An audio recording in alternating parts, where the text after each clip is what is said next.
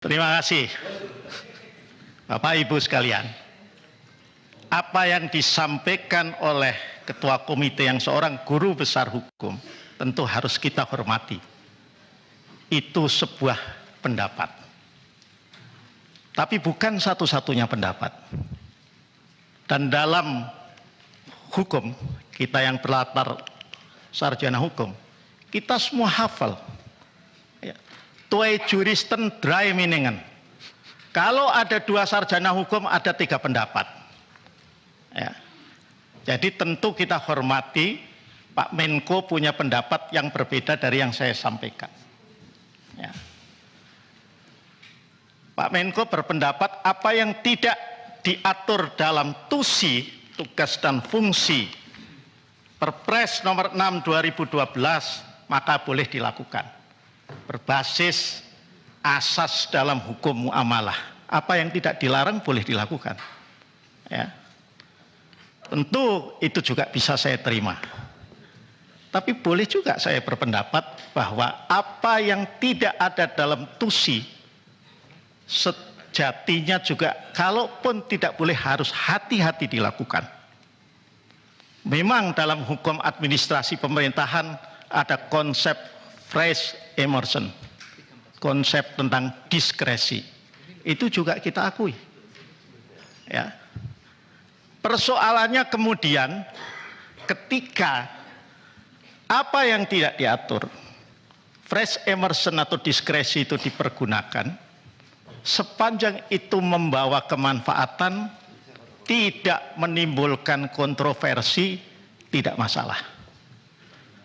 Tetapi ketika itu dipergunakan oleh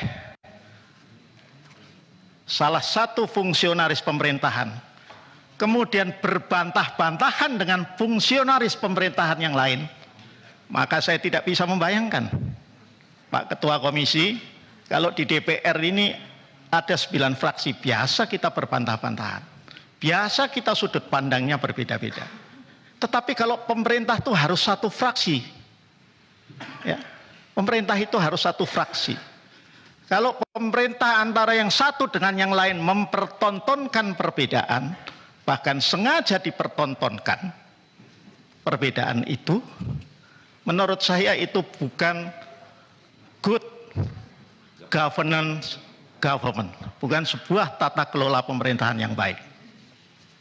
Itu yang ingin saya sampaikan. Ya. Jadi soal perbedaannya, saya soal pandangan Pak Menko saya tidak ingin membantah, tetapi saya ingin menyampaikan bahwa twee juristen dry meningen. Ada dua sarjana hukum, saya kebetulan juga sarjana hukum, maka ada tiga pendapat. Itu hal yang sudah sama-sama kita ketahui. Ya. Nah, ini nama organisasinya. Saya cuma ingin bertanya terkait dengan tindak pidana pencucian uang ini, maka Presiden sejak Presiden Susilo Bambang Yudhoyono telah mengatur dengan membentuk komite. Saya kira ini maksudnya baik, ya, agar penanganan itu terkoordinasi dengan lebih baik, agar ada koordinasi saling informasi antara pejabat yang satu dengan pejabat yang lain. Ya. Pertanyaan saya ini, kalau saya masih boleh bertanya kepada Pak Menko, apakah ketika tanggal 8 Maret, ya,